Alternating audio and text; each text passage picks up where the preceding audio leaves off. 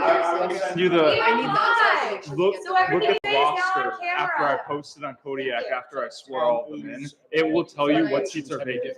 Contacting Maria Lopes. That's what I need. Because I'm gonna get named. Probably not. Every available. She's the Take yours for PA and then we'll do it real quick. No, I mean like this. It depends on if we have time at the end of the meeting.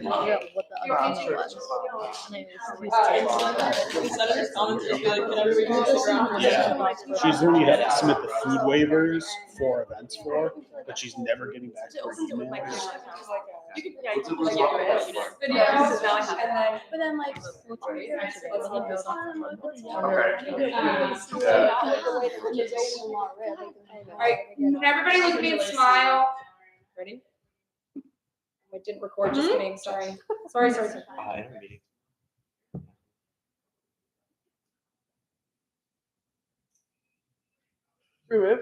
Nope. You know what, it's kind of. It's in a video anyway. Yeah, we can do They might not have the right email. Thank you. She has two. One of them, like, if they contact you through her like personal email,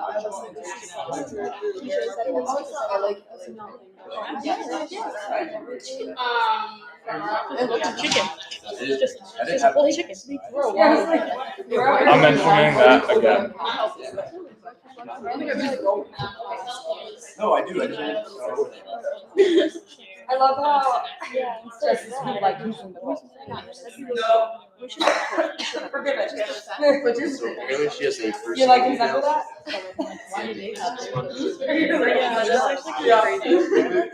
It's easier for I don't. It's for I mean, that. it's MLK. it's easier for people to. Shut up. It's MLK, so I think she will. Yes, God! Yeah, Thank you for supporting me. Since I have the first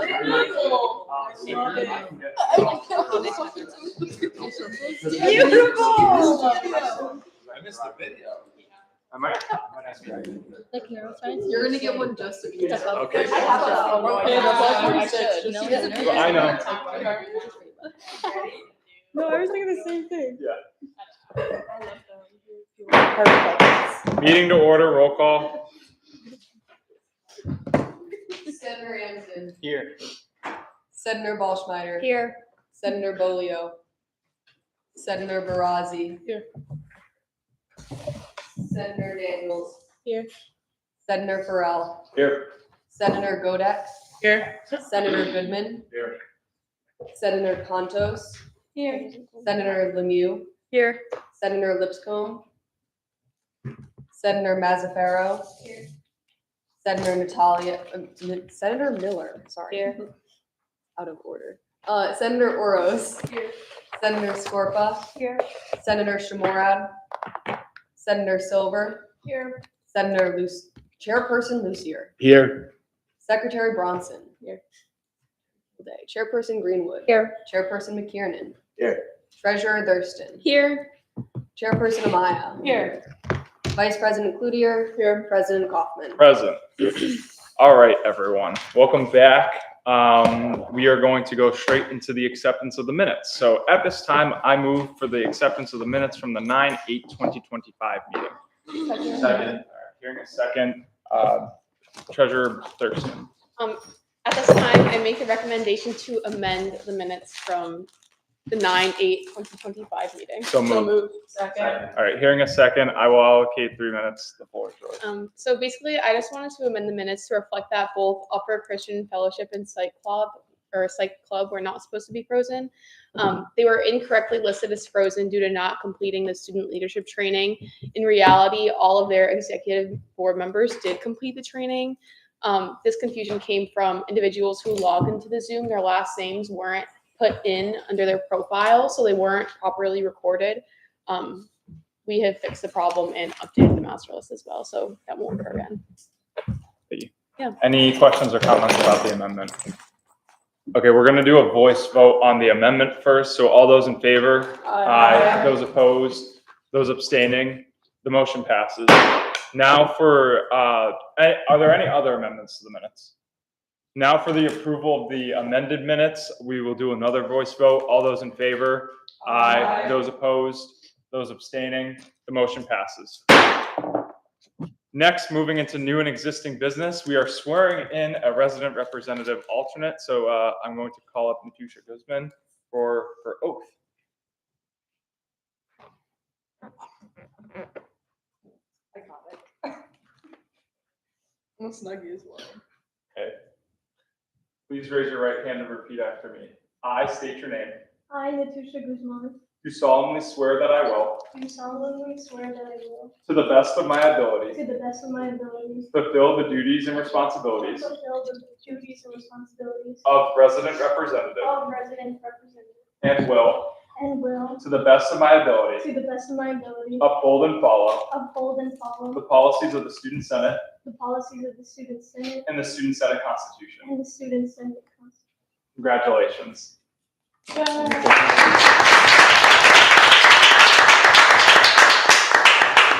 All right.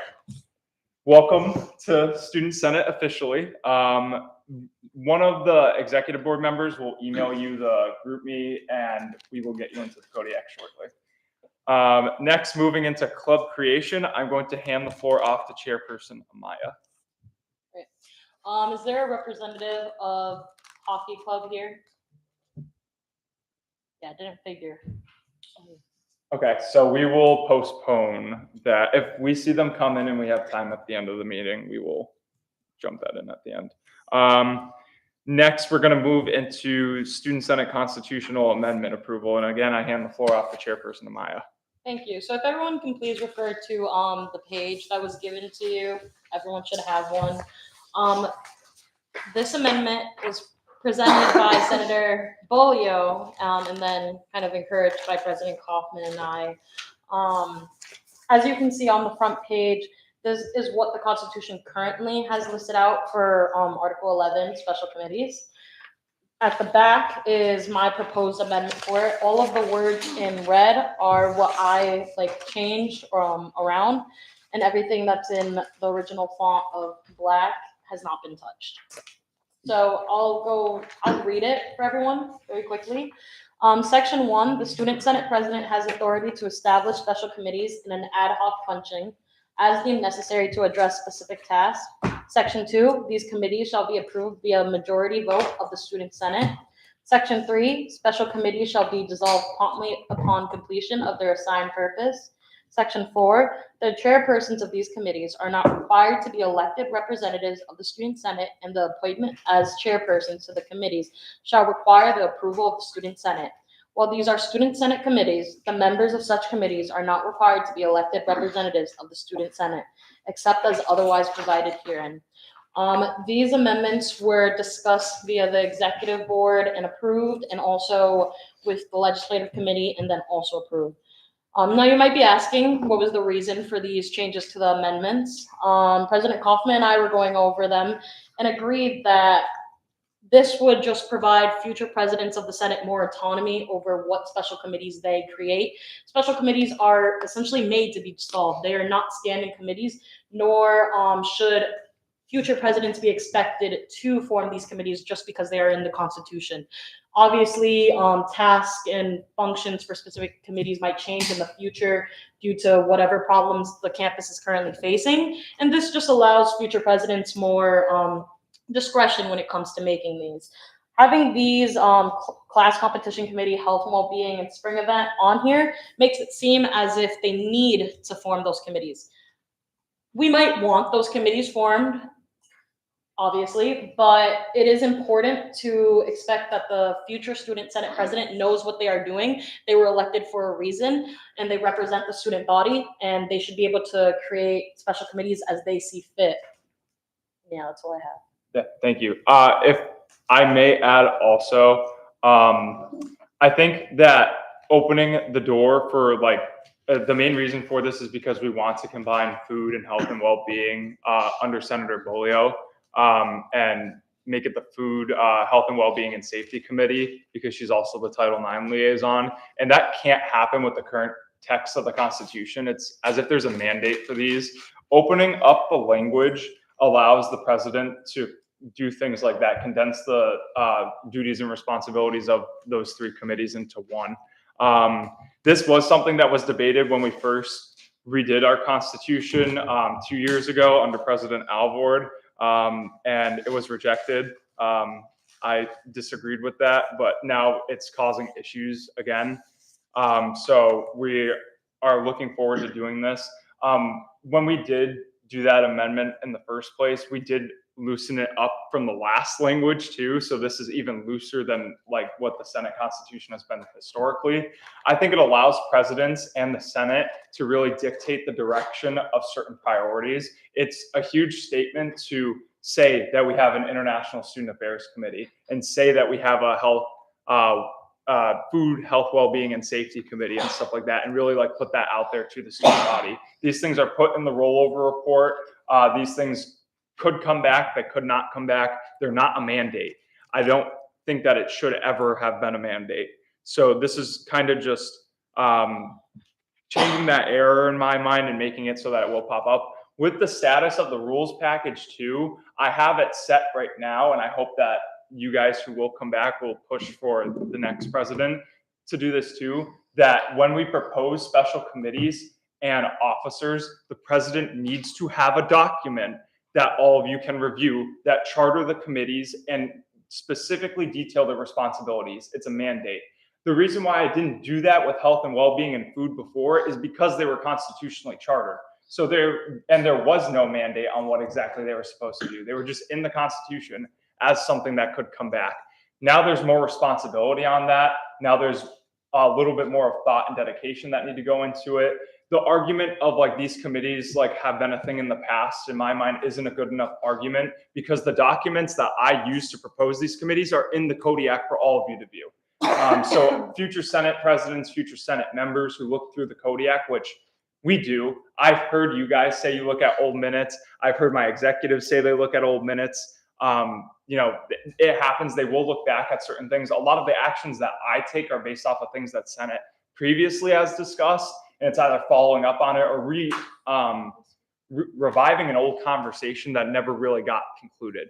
So there will be people that will look back at it. We just need to trust the senators and the president to do it, especially with the proposals being a thing now too. I want to read also, besides the text on this will be on the ballot on Thursday. So this exact text, as it is proposed by Chairperson Amaya, will be on the ballot, both the old and the new one for people to look at. The question, though, that the voters will be voting on will be this. And if any of you have an issue with it, please raise your hand so I can amend it and just make sure that we all are in agreement on it. It says, do you approve amending the Student Senate Constitution to revive Article, this is 11, right? I need to put that in. Article 11, sections 1 through 8 relating to renewable special committees in order to provide the Student Senate with greater flexibility in creation, renewal, and purpose of its committee. Voting yes means I support amending the Constitution to allow the Student Senate more discretion in forming and managing special committees. Voting no means I oppose this change and prefer to maintain the current requirements for renewable special committees. Is there any issues with how that is framed on the ballot? I can read it again if any of you want. Okay. I wanted to put that out there to all of you too, because I don't want the voters, our constituents, to think that I'm trying to push them in one way or another. I think that is pretty transparent in what yes or no would do, and it's clear that all of you agree. So that's how it will be on the ballot. Are there any comments? Yes, Senator Scorpa. Could we vote as elected members? Like we just can't vote for our own constituency, is that correct? You can vote for your own constituency. In the actual election, Yeah. you all are allowed to vote. Even if you're running the polls, you're still allowed to vote. Okay. Just like it is with actual elections in the US. You're allowed to vote, just don't endorse anyone formally and stuff like that as members of the election committee. Thank you. Yeah. I have two questions. My first one is, what is an ad hoc function? It's as needed. So in years past, we've said like health and well-being, like especially when it focuses on mental health, like mental health issues are probably never going to go away, or like health issues are never going to go away. So like you can say like that committee is still ad hoc, but it also might never go away. But it is as needed. If it's a priority of the Senate to focus on health and well-being, for this term, then it has an ad hoc function. Our standing committees are not ad hoc, they're permanent. So all senators are a part of those committees. Those happen no matter what. So does that answer it? Yep. And then what's your other question? Why was this denied the first time? I don't want to get too much into it, but I did propose a more looser definition. It wasn't like a formal like text. I made the suggestion to the Constitutional Revision Committee at the time because our Constitution was in a terrible shape. So we had to make a whole separate committee from legislative to redo it. And I said that it should be looser and it should be up to the president to set, because the standing committees set the direction. And the former members of that committee voted against that idea because health and well-being, clash of the classes, or class competition, changing the name from class. The middle ground was changing the name from clash of the classes to clash competition, to give that one more flexibility. But they ultimately said no because they said health and well-being was a staple of Senate, especially at that time in the past 3 years. And that committee specifically pushed most of us to ultimately say it should have similar text to the old Constitution, where like that is kind of mandated for the Senate president and for the Senate. But again, the issue is when it's mandated like that, there's no flexibility.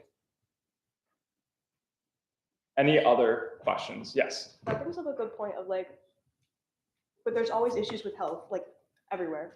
But would that committee only be like put into action when something very significant is going on, like mental health? Like an example could be like losing Bear, or if something crazy was going on in health services. Say the committee falls out of function and the next Senate administration doesn't pick it up, like right at the start, doesn't like highlight that as a priority. If something does happen, I would hope that the Senate makes a suggestion to restart that, or the president has the intuition to restart it. But ultimately, it is up to the president as the elected president and all of you or the future senators to make that decision.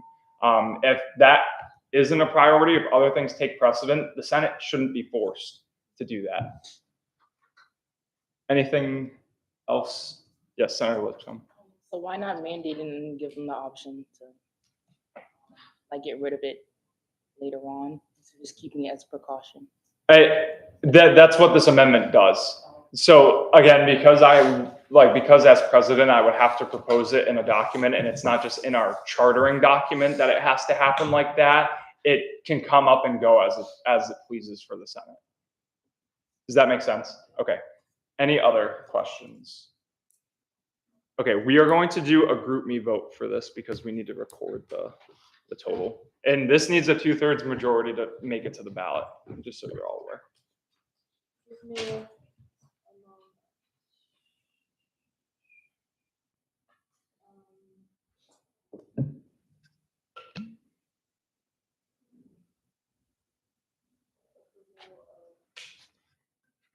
Article 11. Article 11.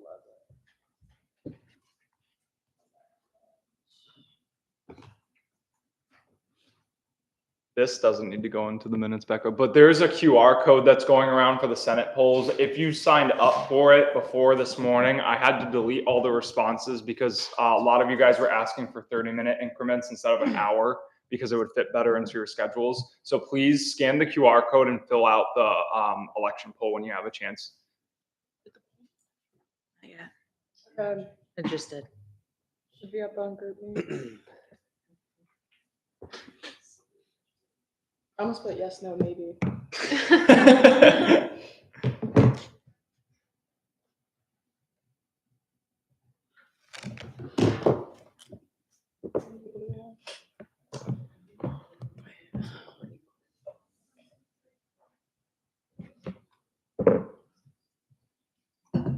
All of E-Board has voted. Great job, guys. We're locked. No, 25 including. So we should have 19. Brett, you can vote for E-Board when these things come up. Okay, I was wondering that. That way our counts are correct when I look at the total. I'm like, You have a total of 24 votes in. So is that? We need 19 to vote. No, for With e-board, it comes out to 24. Is that how many people are here today? 25, so we're missing one.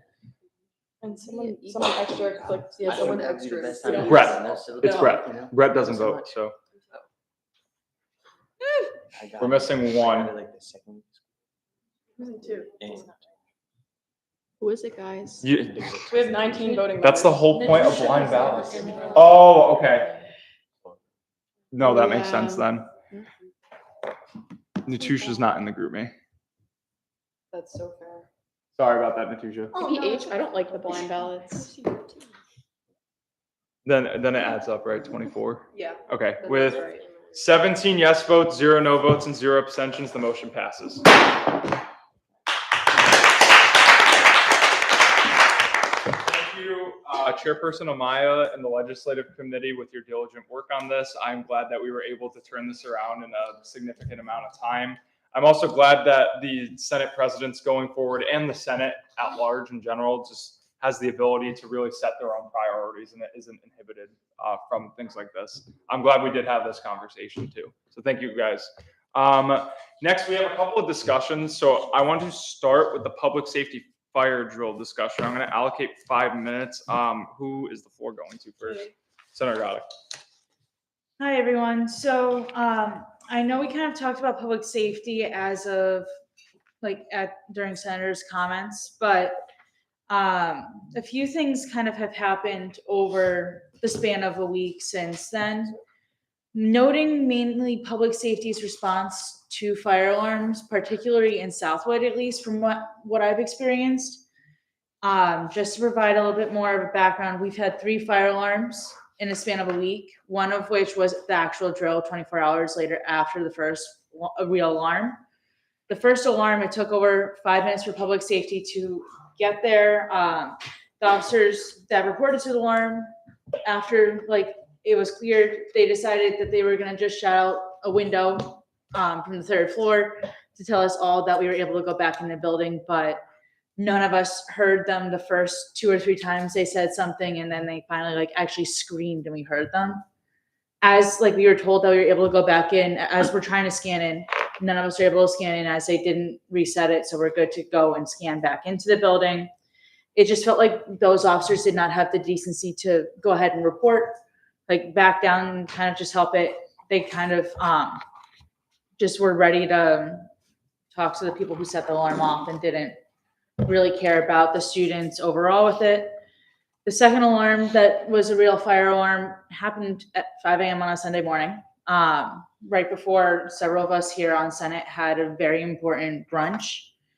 And public safety responded quicker that time, but even though they responded quicker, it took almost double the amount of time for them to clear the building. And they came and had a 5-minute conversation in front of the doors of Southwood, still inside the building, to then come out and tell us that we need to wait longer, that they haven't figured it out yet. And it was just very frustrating at that. And I'm glad that they were being open about it, but several people were not very happy about the situation. And we were ended up waiting a total of 40 minutes to get back in after that alarm. And the officers, at least, some of us needed to get back to sleep because we had to get up again in a few hours. So it was just frustrating in that aspect. And also the officers, at least this time, came down to the front doors to let us in and didn't care about trying to talk to those people. But it was just very frustrating at it that we've had 2 real fire alarms and we've had difficulties clearing them in a timely manner or even responding to them at a timely manner as well. I have a question, and any resident, it doesn't need to just be you. Besides time it takes to clear them and stuff like that, how does this feel, or how is it different from how fire drills or fire alarms have been handled in years past? Because if we can discuss that and then report that back to public safety and VP Matthews and other members of university administration, then it could probably be handled a lot better. Yes. This isn't necessarily specific to fire alarms.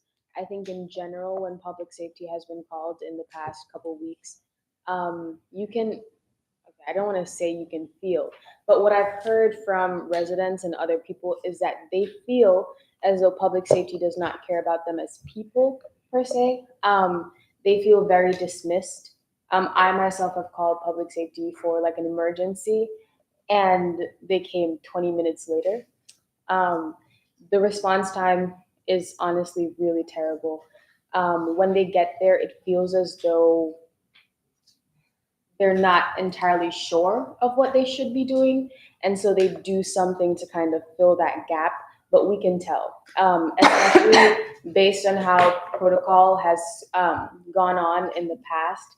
It's very different. It feels like the situations are unresolved, especially, and that's frustrating, especially since they are like our last line of defense, I guess you could call it, because when something happens, you call public safety, and then public safety is supposed to take care of it, but it feels as though it's not taken care of. So they leave, and then you have to do it yourself after. So lots of people have been disgruntled about that. Yes. Senator Barraza. So last week we did fire drills in the quads, so the three buildings and then Wyndham. It was one, I believe, actually there was one officer that came towards the end, but the rest of them were CSOs. But the CSOs, almost like in the most respectful way, they almost didn't know what they were doing. Like we had to tell them, do this, go over there, go stand over there. I mean, we've done fire drills before, but it just seems like they didn't get the proper training on how to do it. So it's just kind of a little bit scary, and that's something that's really concerning. That's interesting because at this time I seek unanimous consent to add an additional 3 minutes. Are there any objections? Seeing none, we're adding 3 minutes. That's interesting because I heard when Gateway was doing their fire drills, the only one with experience there was actually like someone who was known was a CSO, and the officers had to wait for the CSO to show up in order to like tell them what to do. So it was like the exact opposite situation. But I do know that they have hired a lot of new people, similar to the facility situation. That's not an excuse for how things are being handled. If it feels a lot more chaotic and stuff like that, that's definitely something that needs to be addressed. And response times, again. Offices like OIT or facilities and stuff like that, like we can give them a little leeway when it comes to response times of tickets. When it comes to public safety, though, response times could be life or death. And to hear that it's taking upwards of 20 minutes for something that students are considering an emergency, that's disheartening. So we are definitely going to forward that along. Senator Scorpa. I want to say, like in the past, that really hasn't been an issue with public safety, like in terms of like showing up and like caring about the students. In years prior, like every time I've had to interact with public safety, they like I could feel that they did care about us as students. So this is different from my experience here. Like them not caring is something completely new, and I think that in itself should be addressed. I also want to talk about the fire drills versus the real fire alarms, because I was in Commonwealth for 2 years, and it was kind of like repetitive when we had like a real fire drill or like a real fire before the fire drill, and like Kaylee said, it was only like a couple of days like apart from each other. I feel like that should be taken into account when the fire drills are scheduled. Like say a real fire happens on Monday, but we have a fire drill scheduled for Friday, push it out a little bit, because I think we already went through that procedure. I'm going to ask too, because I know a couple hands are up. Is it something new? Okay. Senator Farrell. I know you had asked previously for comparison to previous years on what public safety was like. And I can say, like this year, I have not had the experience, but I can say in years prior that while response times were quicker, it has been consistently an issue, especially in larger buildings such as Commonwealth and Southwood, for the time it takes them to actually clear the building, whether it's a real fire alarm or a drill. I remember one time during my sophomore year, it took 45 minutes for them to clear Commonwealth at 3:30 in the morning. And that has been a consistent thing I've seen in my sophomore year living in Commonwealth. Last year, having friends that live in Commonwealth, that consistently for the larger buildings, it takes a significant amount of time for them to clear out the building. And that, as to much Senator Godick was saying, they do not actively communicate to the students who are then outside and displaced from their homes, like what is going on, when they can come back in, any information. So I have seen that as a consistent issue in the past, but I can't speak to this year on how response times have been. Right. I had to pause the timer because it ran out. So is it something new? I will unanimous consent for 1 more minute. Any objections? Seeing none, go. I will be very quick on this, but one thing that as a student ambassador, and I know Senator Farrell can attest to this, is when we are out on tours, we're supposed to talk about how public safety is good with their response time and how they're always out patrolling. I barely see anybody out patrolling on this, and like their response times that I've seen this week alone has really shut me off on this campus, and that's coming from someone who's a senior and gives tours for prospective students. And it really just makes me feel like our public safety really doesn't care about students on campus and possible future students. I will add one more thing too. I feel like over the past few years, public safety in terms of presence on campus has definitely taken a ginormous dip. I feel like they used to be very present. Chief Woodrow, before Chief Ford, was like at every single Senate meeting, was out in the community. He did first year focused events on his own. And it just seemed like they were more out and present in the community doing stuff, just in general, just doing stuff.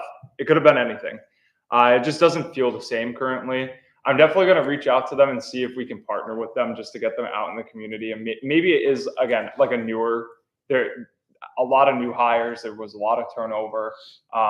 Maybe they need to have that connection actually form before it starts to feel like that they do care. So let's be proactive on that. I'm going to see if we can get members of public safety back at Senate meetings going forward too, and work with them. Is it something new? Yeah. Yeah, go ahead.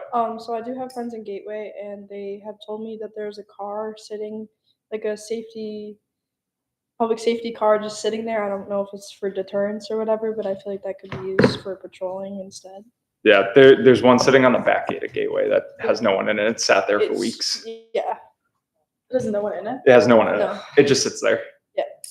I think it is a deterrent, but because the gate, anyone could just walk through it on the backside of Gateway, so it does deter them. But you are right; it could be used. Senator Goodman. It wasn't. Okay. All right. Sorry.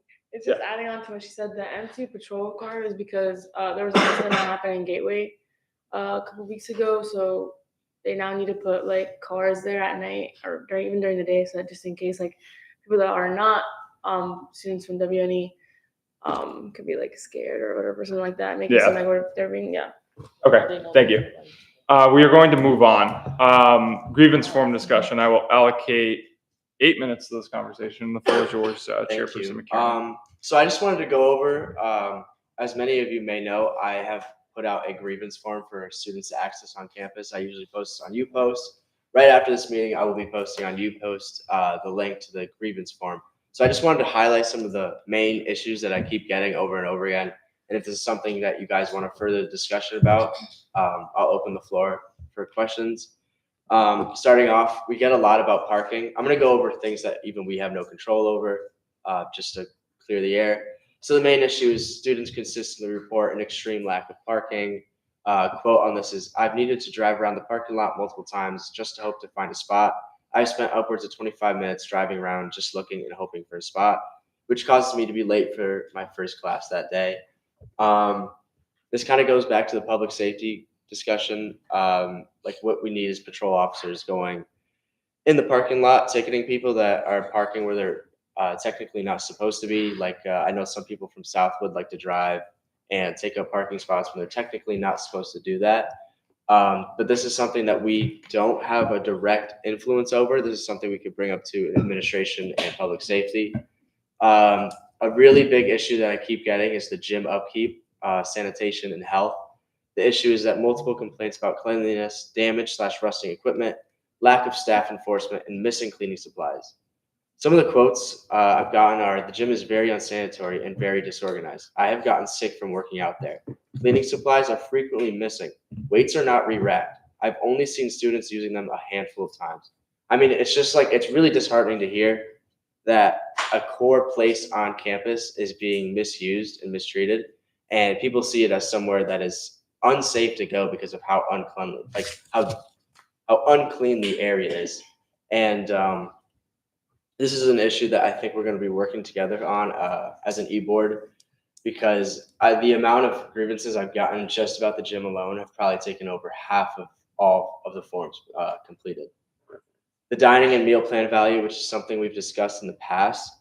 Students feel meal plans are poor value. Bear bucks were cut, dining options are limited, and Yellow's meals are unsatisfying without fries included.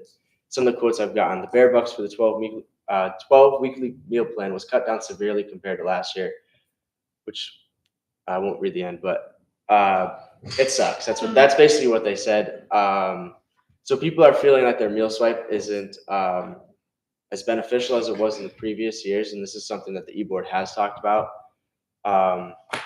behind the scenes. Next, campus infrastructure and accessibility. So another issue: potholes, broken sidewalks, unsafe walkways, and poor accessibility. For example, the library elevator key restriction for basement access. One of the quotes I got were the library elevator requires a key at the basement level. This is not accessible. Wheelchair users have to go all the way around. This is something that we're going to be contacting directly to this person to see if we can get a solution for them. I've personally never used the elevator down in the basement of the library, but it's something that we're going to be looking into. And then just kind of go quickly. Something else, well, this was something we talked about last year, was administration transparency. Students notice widespread budget cuts and affecting them while administration appears unaffected. Some quote we got was, "What can you as our representatives do to stop or call out the university's administration for the practices that do nothing but harm?" So something we talked about a lot last year was transparency through administration. And I do think this is something that's been improving throughout the year. I mean, whether it's contacting deans or other types of administration, I feel like we've increased our relationship, especially as a collective student senate. And I think to keep fixing this is just to keep working, keep doing all the good work that you do, reaching out to deans, heads of anything. I think that you guys are like the foot soldiers that are fixing this issue. Does anybody have anything they want to say about any of the topics I discussed? I'll let Cam. Senator Farrell. I have two things to touch upon. One may be a positive thing. One is something I was actually going to bring up to the executive board on what could be a serious issue for this university. In the positive light, when it comes to the HLC and the athletics, one of the issues for the reason things have been kind of out of sort is because there's been a lack of student workers. A lot of these student workers last year were graduates, and recently coaches have made pushes to their athletes with work study to apply to be student workers within the athletic department, which will hopefully help with cleaning up, having the equipment room open more frequently, and having people at the weight rooms. The accessibility discussion is one I have taken very seriously. Last week, I saw there's a student that this year that's in a wheelchair. I do not know them personally, but I saw them at performance camp. I've seen them around. They could not get into the dining hall because the accessibility button wouldn't work because of pretty much the wind tunnel that is made in the dining hall door. This is the reason I wanted to bring this up. My internship this summer, I worked in construction, and I worked specifically with ADA codes and accessibility. With all the different buildings around campus, there are so many things out of code compliance. If we ever had an ADA officer come here, the university would likely owe upwards of $500,000 to $1 million in ADA out of compliance charges.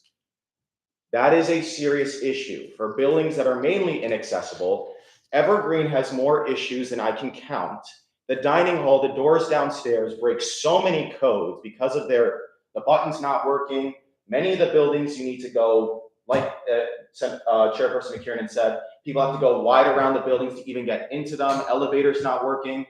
The issues we're facing with ADA compliance and being out of code is a serious issue. And like I said, if we ever had an ADA officer come here, the university does not have the money to pay off what we would owe in out of compliance charges and then to fix the things that are out of compliance. So it's a matter of being proactive. I do know that is something that has come up before, and the sad fact of the matter is a lot of these buildings were made before ADA, so they're exempt. But the dining hall is not one of them. So that is something that definitely should be addressed and should be fixed going forward. I don't know, I was told that this building was actually one of the best buildings in terms of ADA compliance, but if the motors are not strong enough to open the doors for someone with a wheelchair, then that's absolutely unacceptable. Senator Scorpa.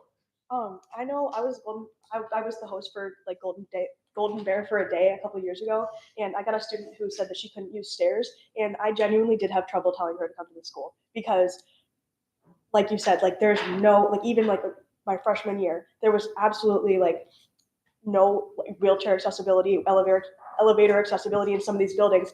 And I don't know how this works, but how would that person reach out and say like, hey, I have a class in Emerson and I can't get there? Like, there's no system set up for that. Like, you have to go through all these hoops. So I think that could definitely be improved upon with SAS too. Yeah, Senator Goddard. To go off of both Senator Farrell and Senator Scorpa, coming from someone who has needed accessibility on campus twice from 2 different injuries. Like the Churchill elevator broke right before spring break, wasn't even fixed until the end of You can keep going. the end of the semester, maybe even after that. Like, that's unacceptable. Like, I had to continue to go to my third class on the 3rd floor in a walking boot like that. The other point I'm going to make here is I had a student out on tour who is like cannot do stairs, was in a wheelchair, nothing. When I went to take her into several of the buildings, like there was either not an accessibility button or something was not working for her to be able to go and see inside the area she wanted to see in. And considering the major she wanted to pursue, like the accessibility for some of those things, it was very tough for me to say, you should come here. Yes. I do know, before we get to you, that Interim President Alexander has been working with facilities to update a lot of the buildings. And I do know Greg might have some more information about that. So I don't mean to put you on the spot, but if you do have information, please feel free to share. Sure. So when we converted our facilities over to an Aramark contract, there was a provision in there that some funding would, because it's paid over time, would be used towards updating infrastructure. Now, I'll look into some of the ADA pieces that you're talking about because that's important, right, for people who have accessibility.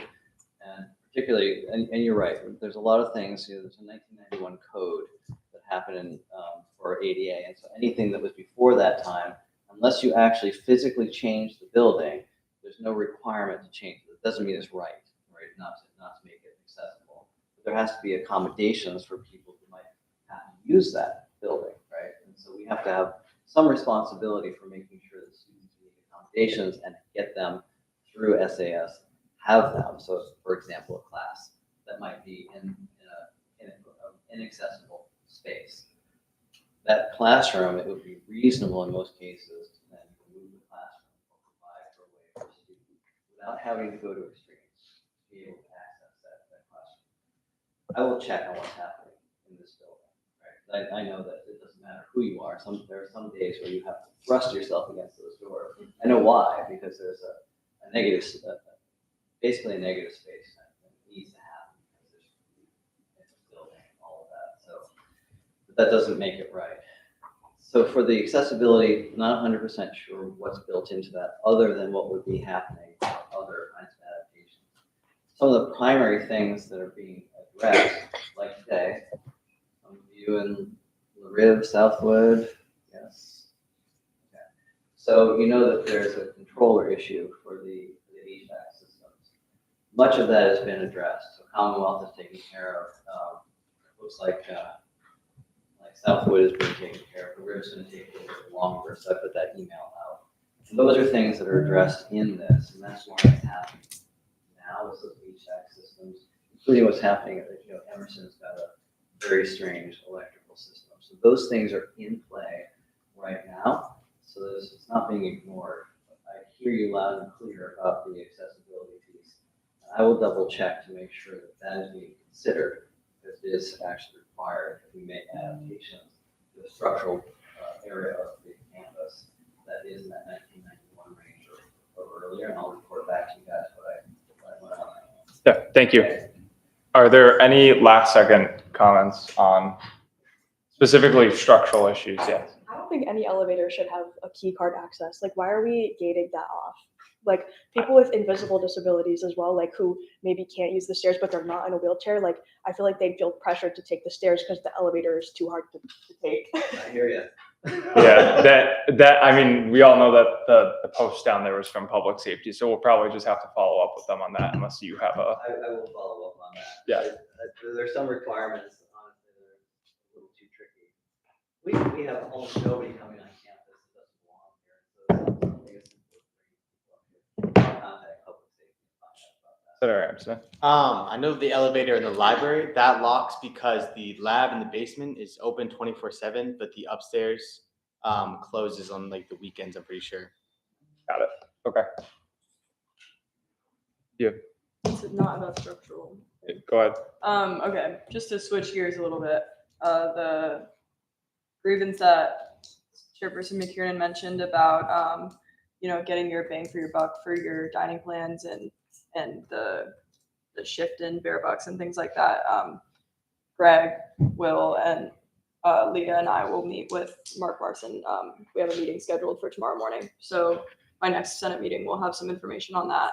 And what we're hoping to share some feedback from students about how the transition to Aramark and the new restaurants have been. So if anybody has anything that they would like me to bring up in that meeting, please feel free to reach out. Thank you.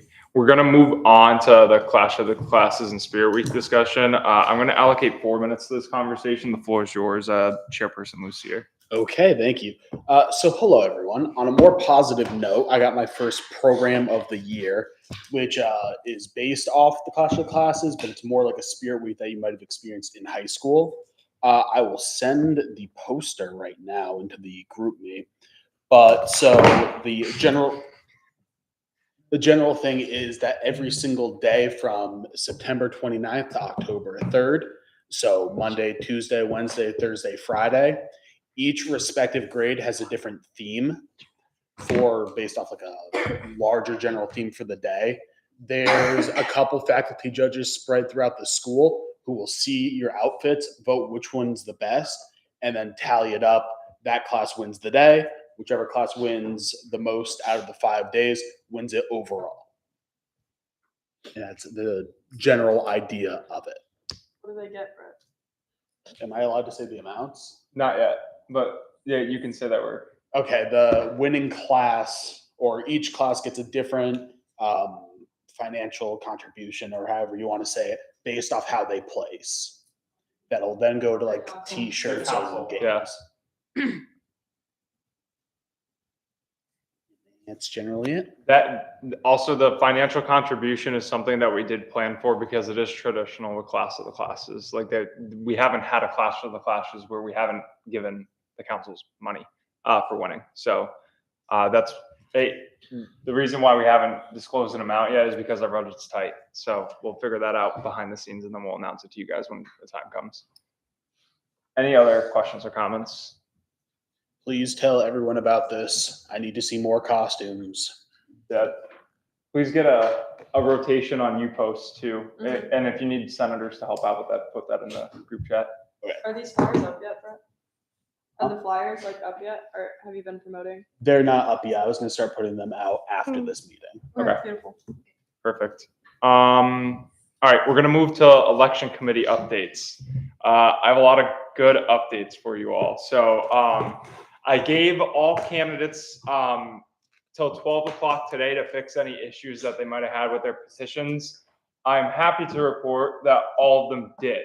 So there was a huge issue with a lot of people turning in Senate packets without an alternate on it. I must have gotten like 12, which is a little ridiculous because it's highlighted and it says Senate only in the packet. So we'll be addressing that for the next election and making sure that people actually know what to do for that. But I did reach out because it was a common issue. I didn't punish anyone for that. But if you guys could do a drum roll, please, for the amount of new senators. Yeah, 19 new senators, assuming nobody gets disqualified for rules violations.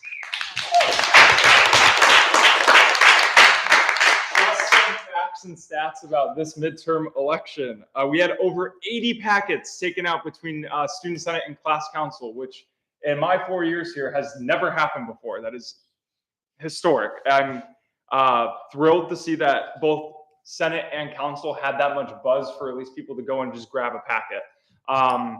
We had we had like 25 come back, if my numbers are correct, with 3 people running for 29 council president, 29 council VP, a 29 council treasurer. Their secretary is vacant. Nobody has opted to switch into secretary from the president's too. So it is going, as of today, that they don't have the opportunity to. That position will be vacant. The 3 people for president are locked in. We do have a contested race on our hands. So it is important for you guys to sign up for the polls and for people to actually help with ballot verification. So if you are free, please let me know. This is the first contested election in over a year. It's not a Senate one, but I mean, it makes it even easier for us to be super impartial about it because it's a council one. But any help we can get to make sure that that is done correctly, please sign up. Other facts and stats. Filled constituencies. I want to shout out engineering and pharmacy because you guys have been filled. So congratulations, you guys. The following constituencies will be filled next Tuesday, again, as long as no one violates any rules. College of Business, resident, commuter, at-large, and athletics.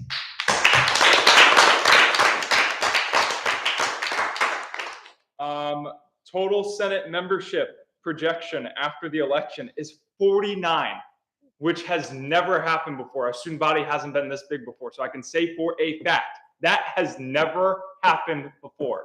94% of the Senate seats are filled. So congratulations to all of us. This is truly a historic election. The vacant seats, one for class of 26 can be filled by the council, just like state governors filling Senate seats. One for class of 27 can be filled by the council. One for arts and science. That's the only one that cannot be filled. We have almost a full Senate. Yeah, I want to thank all of you guys for your hard work with this. It's not just one person that led to this happening. It's all of us. I've heard you guys push this out to your friends too. I've seen you guys bring people up to the table to take out a packet. I've seen you guys ask me questions on behalf of your friends.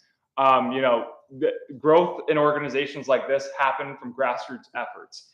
And I could not have imagined at the beginning of last school year when I walked into Senate chambers in the campus center with Noah Peralt and Michaela Souza as treasurer and vice president, and only 10 Senate members at the time, that we would grow to this. This organization was on the brink of failure, and we brought it back together.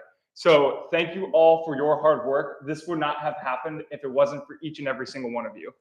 I shared a little bit of this with the executives earlier today in our group chat, but we show up, we talk about the issues, and we get stuff done. I understand, you know, we've had to have tough conversations. We have to have tough decisions happen. We face flack for it, but at the end of the day, we get the job done, and that's what matters. People can talk, they won't be involved in all of these conversations. A lot of the time they won't have the full context, but we do. And we know that every single Tuesday we are putting our best foot forward on behalf of the student body. And as I look around this room, all of you guys are doing that every single week. So thank you for all of your hard work again. I really do appreciate you guys. Again, this is a dream come true. Yeah.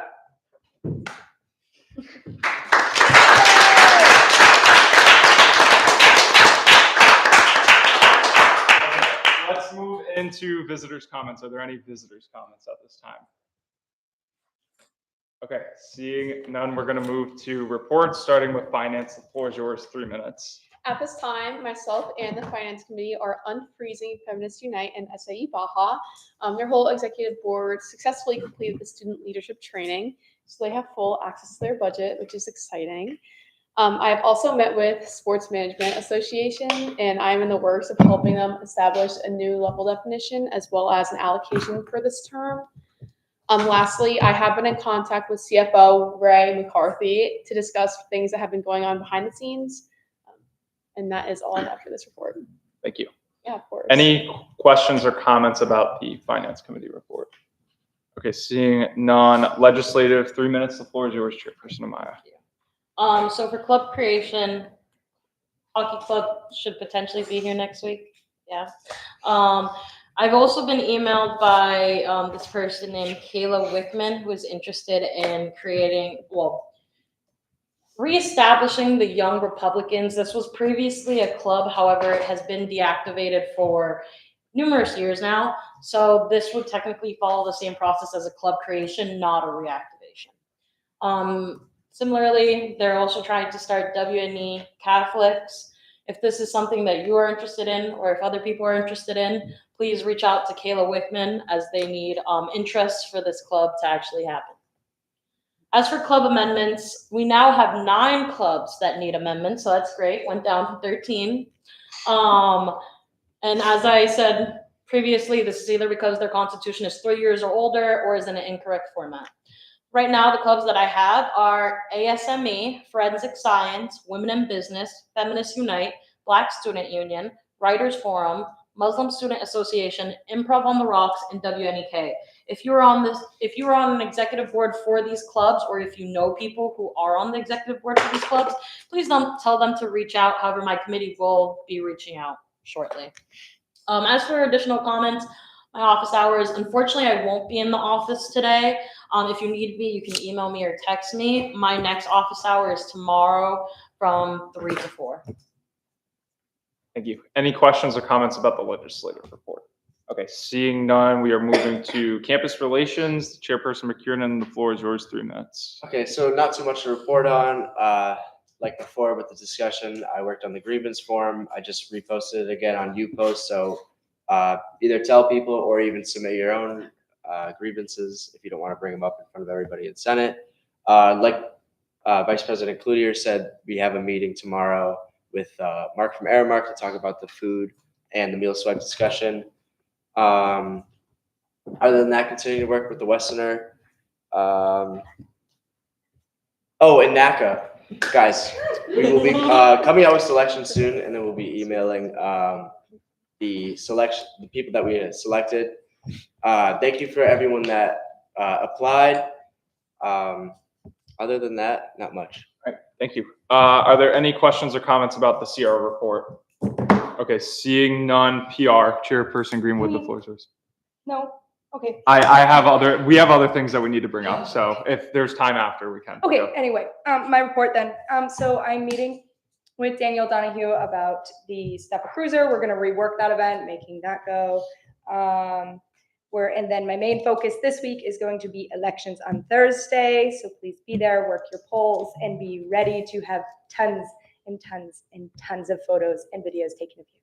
And I also would like to give a shout out to all of our Skookum winners. We have 4 in this room. And I also would like to have photos sent to me of that. And I need you for TikTok. So thank you. Did take a set picture. I sent it to we you. sent you a I set of need pictures. all the photos from everybody though. Oh. Okay. Yeah. Gotcha. Okay. Any questions or comments about the PR report? Okay, seeing none. Academic Affairs, Secretary Bronson, the floor is yours, 3 minutes. Yeah, so still working on the things I've been working on, just trying to get emails back from everybody to have those meetings. President Coffin and I have a tentative meeting this week with Interim Provost Solovsky. I'm also going to be working on bringing back Meet the Deans Day. I know if you were here last semester, we were able to do that, which we had, I believe, 3 of them come in and introduce themselves. It would probably be all of them in here on one day with much shorter introductions, just so the new senators and the individuals from the class of 2029 can put, names to faces with that. But that should be coming up soon. I will report back once they all get back to me. Going off with the student leadership training that we had been talking about last week and the week before, something that I'm going to be reaching out to the deans about is to reach out to their faculty to let them know that they can now reach out directly or offer support to specific clubs in their constituencies by simply just typing in the name of the club into their email directories. So just more communication that you can have with faculty for certain clubs pertaining to those constituencies. And then lastly, I have my office hours today in the Student Senate office from 2 to 3:30 if anyone has any questions or concerns. Thank you. Are there any questions or comments about academic affairs? Okay, seeing none. Senators' comments. I do have a few just brief housekeeping things. Mailroom issues for clubs specifically. Student involvement needs to pick up the packages now for the clubs and organizations. So there's a little bit of a delay with some of the packages and stuff coming. So please be patient. If you urgently need a package, please email student involvement. Since not everyone has access to that email Bridget and Olivia directly, and they will figure out getting it, especially if you get a notification that it is at the mailroom or it's coming for a certain day. So please let your clubs know that. Please like push that out there that there is a little bit of a roadblock with that as of right now. Club Amazon names. I posted on the student leadership Kodiak yesterday, that club Amazon names need to be the club's name, not someone's name. If you are getting, notifications that you have stuff at the mailroom on behalf of your club, or you're getting stuff to your mail post number and it's actually your club stuff, that's why. So please change your club Amazon names. It also affects some stuff on the back end too with pairing the invoices to the clubs and making sure the right accounts get charged. So please, please, please go do that. If you need directions on that, Treasurer Thurston and Director Grimm have worked on like a little guide for that. The main thing you need is your password, which is up to the clubs to really figure out. So there's an issue with that. It's really on them to figure that out. But if you need help like setting that up or like there is an issue, please reach out to those two. Senator Skorpa. I just have a question about that. Yeah. So since Campus Activities Boards gets like 400,000 packages, I typically when I order, I like after it says Campus Activities Board, I put like a little dash and I put my name just so, just Gwen, just so I know like this is my package for my event. Is that okay? Because that's fine because that's like for the order, but when like the order name goes towards your name specifically, like your full name, it's going to end up in your mail post, which a lot of students have already been complaining about. And again, it causes an issue with the invoices. So please fix that. Please tell your clubs to fix that. Thank you to clarify, Tam. When you're doing it in the address and like the delivery, that's different than like some people put their name when they created the account. So the account, instead of saying Student Senate, says Camden Kaufman. And Yeah. Cam did not do that, but that's an example. Like on the back end, it's showing Cam instead of Student Senate. Oh, thank you. Yeah. Any other questions or comments about mailroom stuff? Okay. Emails for offices. We've talked, the e-board and myself, VP Cloutier and Treasurer Thurston talked with VP Matthews about this, and hopefully this will be addressed soon. I know that there's a backlog with the office emails and that offices are not replying, and there's so many issues with that. Hopefully that will be solved soon. So please just keep an eye out for that. I did want to update you guys that like a term priority from myself and VP Cloutier, meetings with like the board of trustees and stuff like that. We met with the chair of the board. We had a great conversation about what's going on campus and stuff like that. They seem very eager to actually meet with us and like push the other board members too as well. With the incoming senators, I said this last week, but I'll say it again. I wanted to push off introducing people for like when the new group of senators are in. So they will be on the list. Who exactly? I don't know. It just depends on who's free. But I would love to get members of the board here just to talk with us. I will let you guys know now, like they don't have a lot of say over day-to-day stuff, so they can't really answer on that, but it would be good just to put names to faces and, really unite this community and get talking with them about just what's going on, or for them to witness what we're talking about on campus too. So be on the lookout for that. I'm happy to say besides that too, I'm going to be reaching out to the Assistant Director of Student Involvement, Olivia, who was just hired, to have her come introduce herself. Caitlin Tansky, I don't know her official position. She's a DOJ grant funded position. Yeah. With the state She like assists the Title IX office with some stuff, specifically with like victim resources. So like stuff like that. I want her to come and introduce herself. Interim President Alexander is on my calendar already. I'm going to announce that to you guys so you're prepared for that meeting. That meeting will definitely be a business casual meeting. So we will not be having pajama day that day. I'm trying to think of anyone else. I think that's it for now. Yes. Question. Going off just what you said, for the Title IX pages, are we holding on to those until next week? Yeah, Senator Bolio is sick. If you guys could bring them up to me, I'll put them in the Senate office. But if you didn't have a chance to get it done, you have a week extension. So, and if you need a photo of it, it's in the group me. So you don't need like the actual page. Just get us a response. Yeah, Senator Goodman. I had a quick question about if we're having 19 more Senate members, which is awesome, are we still going to be meeting in this room? I forgot that was in my notes for the election updates. Going forward, we will be in CSP 400. Starting next meeting? Starting next meeting. we don't fit in here. I'm sorry. I love this room. If it was up to me, I would make it work, but we just like can't expand this table. So CSP 400, I will send a reminder. It will be on Course Dog just like it is always. But if the first few meetings that were in there, people are late, we're gonna excuse it. Please don't like abuse that as a privilege. I understand it's on the 4th floor of CSP. I understand that it's far away from your classes. I understand you guys need to get food. Please plan accordingly. Yes, Chairperson Lucy. So either today or tomorrow, I'm probably going to be sending out the spring event co-vice chair application form. So keep an eye open for that. Any last second comments? Okay, seeing none, I move to adjourn. Is there a second? Second. All right, second. We'll move forward, voice vote. All those in favor? Aye. Those opposed? Those abstaining? The motion passes. Photo time! I have to go to class. I have to go to class. No, I have to go to Nope. class. I have to go to class. We can't even take a picture. We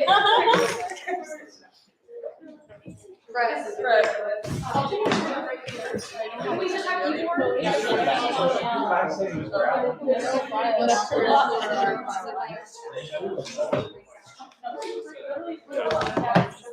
Ivor, come here. You guys, you can do it too.